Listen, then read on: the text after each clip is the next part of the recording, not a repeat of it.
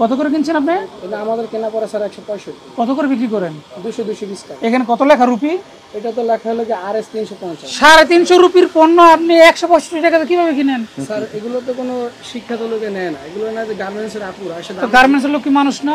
যে বলেন যে গার্মেন্টসের লোকেরা মেয়েরা নিয়ে যায়, না ওইটা না স্যার, এটা তারা মানুষ, তারা আপনার কাছে টাকার বিনিময়ে কিনে নিয়ে যায়, তাদেরকে আপনি নিম্নমানের পণ্য কেন দিবেন? ওইটা বলে না, তারা তো বিশ্বাস করে নিয়ে যায় আপনার কাছে।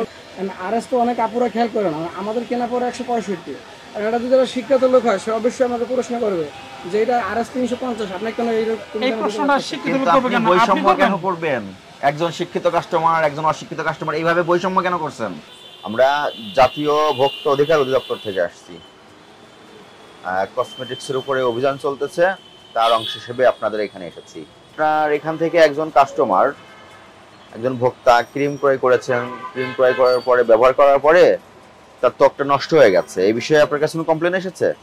জি, উনি আমাদের কাছে অনেক আগে ক্রিম নিয়েছে। আমাদের কাছে কমপ্লেন এসেছে এবং সেটার এগেইনস্টে আপনি কি ব্যবস্থা নিয়েছেন?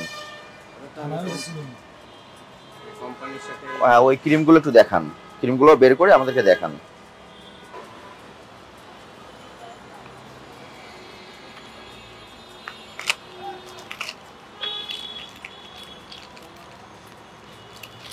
এটা কি মডার্ন?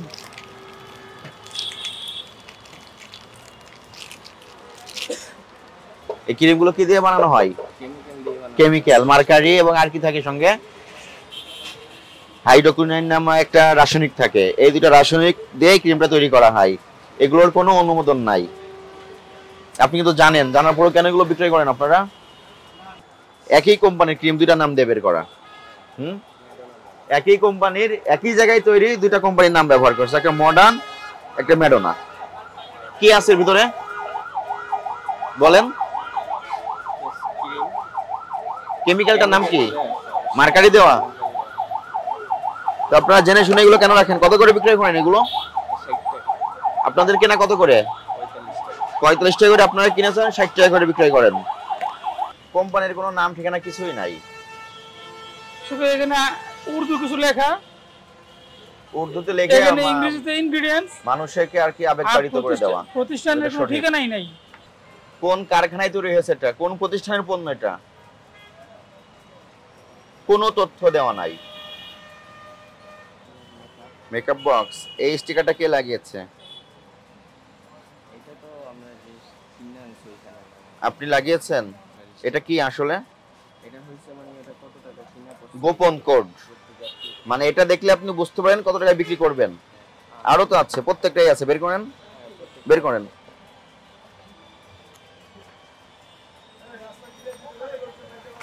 এটা C11, এটা B9, এগুলো কি কোড?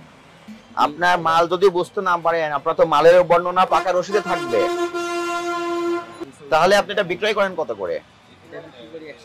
কোথাও লেখা আছে? কোথাও লেখা নাই। এটা দেখি আপনি বুঝতে পারেন এটা 180 করে বিক্রয় করতে হবে। আপনি যখন একটা জিনিস রাখবেন দেখবেন এই যে এটাতে কোনো তথ্যই নাই, কে তৈরি করছে, কোন দেশের তথ্য নাই। এমন না আছে যে আপনি বলেন চায়না লেখা নেই, বের করেন আছে কিনা দেখেন তো, মেড ইন চায়না আছে কিনা দেখেন তো। শুধু অ্যাকচুয়ালি আপনার দোকানে যেগুলো আছে সবই ফেক প্রোডাক্ট। কি hair life hair fall care shampoo, Muslim cosmetics and herbal care, Rajshahi Bangladesh. প্রতিষ্ঠানের ঠিকানা দেখছেন রাজশাহী বাংলাদেশ। এই রাজশাহীতে কি ঠিকানা খুঁজে পাওয়া যাবে? আপনি একটা পণ্য রাখছেন, এটা যদি উৎপাদনকারী প্রতিষ্ঠানের ঠিকানাই না জানেন, এটা যদি কোনো সমস্যা হয় কিভাবে ইয়ে করবেন আপনি? ভবিষ্যতে ট্রেস করবো কিভাবে আমরা যে এই প্রতিষ্ঠান এখানে? এগুলো সব ফেক প্রোডাক্ট, শুধু রাজশাহী বাংলাদেশ লেখা, প্রত্যেকটা ফেক প্রোডাক্ট। আর এই ক্রিম বিক্রয়ের অভিযোগ আছে আপনার, এগুলো কিন্তু নিষিদ্ধ ক্রিম। এখানে শুধু মার্কারি দেওয়া আছে, মার্কারি দিলে যে কোনো ত্বক কিছুটা উজ্জ্বল দেখায়, কিন্তু দীর্ঘমেয়াদীতে ত্বকে ক্যান্সার আক্রান্ত হয়, এটা ক্ষতিকর।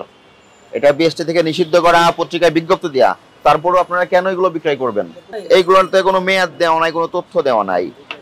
এই প্রোডাক্টগুলো পাওয়া গেছে, কোনো প্যাকেটে এই ধরনের কোড ব্যবহার করা যাবে না।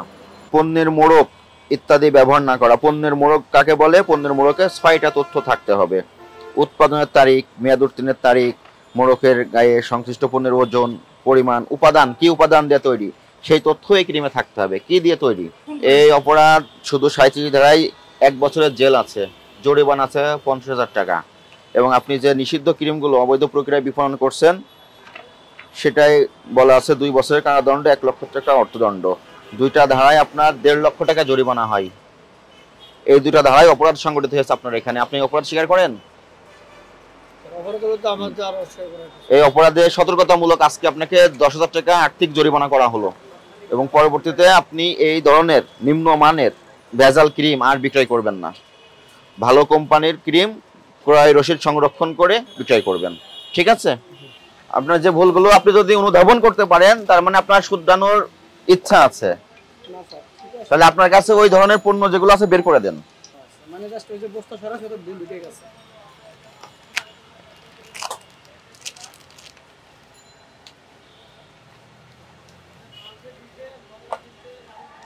এই মোড়কগুলো তৈরি হয় গুলিস্তানে, ক্রিমগুলো তৈরি হয় একজনের বাড়ি কারখানায়, তারপরে এগুলো প্যাকেট করে আপনাদের দোকানে দিয়ে যায়, আপনারা বিক্রয় শুরু করেন এবং কি বলেন 1 সপ্তাহে রং ফর্সা হয়ে যাবে।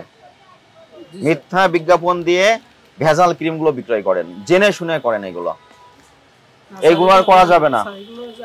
আপনি যেহেতু ব্যবসা করেন, একজন সম্মানিত ব্যবসায়ী, আপনি কিন্তু জানেন ভালো প্রোডাক্ট কোনটা, খারাপ প্রোডাক্ট কোনটা। জি স্যার। কিন্তু আপনার খারাপ প্রোডাক্ট বিক্রয়ের প্রবণতা বেশি কেন? মুনাফা বেশি হয়। কত করে কিনছেন এগুলো? স্যার এটা আমাদের কেনা পড়ছে 165। বিক্রি করেন কত করে? 200 220। 220। 165 করে কিনেছেন, সেই রসিদটা আছে আপনার কাছে? কত করে কিনছেন আপনি? এটা আমাদের কেনা পড়ে স্যার 165। কত করে বিক্রি করেন? 200 220 টাকা। এখানে কত লেখা রুপি? এটা তো লেখা হলো যে RS 350। 350 রুপির পণ্য আপনি 165 টাকাতে কিভাবে কিনেন? স্যার এগুলো তো কোনো শিক্ষিত লোকে নেয় না, এগুলো না যে গার্মেন্টসের আপুরা এসে দাম। গার্মেন্টসের লোক কি মানুষ না? না সেটা ঠিক আছে, তাদের কাছে আপনি পণ্য বিক্রি করবেন, আপনি যে না ওই না, তারা তো RS খেয়াল করে না। RS খেয়াল করে তারা খেয়াল না করুক, আপনি তো সচেতন ব্যবসায়ী, এটা শুধু আপনি কেমিক্যাল। খেয়াল করবেন। কেমিক্যাল ছাড়া এখানে মানুষের ব্যবহারের জন্য যে উপকারী উপাদানগুলো থাকে এখানে কোনো কিচ্ছু না, এগুলো জাস্ট কেমিক্যাল। এবং এগুলো যে রুপি দিচ্ছেন, ইন্ডিয়ান লিখছেন, এগুলো তো ইন্ডিয়াতে তৈরি না, এগুলো ঢাকাতে তৈরি, খুব গোপনে তৈরি করে, এমন অনেক কারখানা আমরা ধ্বংস করেছি ইতিপূর্বে। তবে আপনি যে কথাটা সেইগুলোই আপনারা বলছেন, বিক্রয় করছেন, আপনারা মিথ্যা কথা বলেছেন আপনি। আরেকটা কথা যে বললেন যে গার্মেন্টসের লোকেরা মেয়েরা নিয়ে যায়, না ওইটা না স্যার, এটা বলছে তারা মানুষ, তারা আপনার কাছে টাকার বিনিময়ে কিনে নিয়ে যায়, তাদেরকে আপনি নিম্নমানের পণ্য কেন দিবেন? ওইটা বলেন, তারা তো বিশ্বাস করে নিয়ে যায়। RS তো অনেক আপুরা খেয়াল করে না, আমাদের কেনা পড়ে 165। আর এটা যদি শিক্ষিত লোক হয় সে অবশ্যই আমাকে প্রশ্ন করবে যে এটা RS 350, আপনি কেন এই প্রশ্নটা শিক্ষিত লোক করবে কেন? আপনি বৈষম্য কেন করবেন? একজন শিক্ষিত কাস্টমার, একজন অশিক্ষিত কাস্টমার, এইভাবে বৈষম্য কেন করছেন? না স্যার ওরকম বলিনি, মানে সারা জীবন এই আপুরা আসলে এগুলো যে অপরাধ হয়েছে আপনি তো স্বীকার করেন। জি স্যার, আমরা অপরাধ দিছি। এগুলো করবেন ভবিষ্যতে? না স্যার। লাগেজ প্রোডাক্ট কেন বিক্রয় করেন? স্যার এগুলো তো আমদানিকারীকে সিল দেওয়া। এগুলো আসলে লাগেজও নাই, লাগেজ নামে বিক্রয় হয়।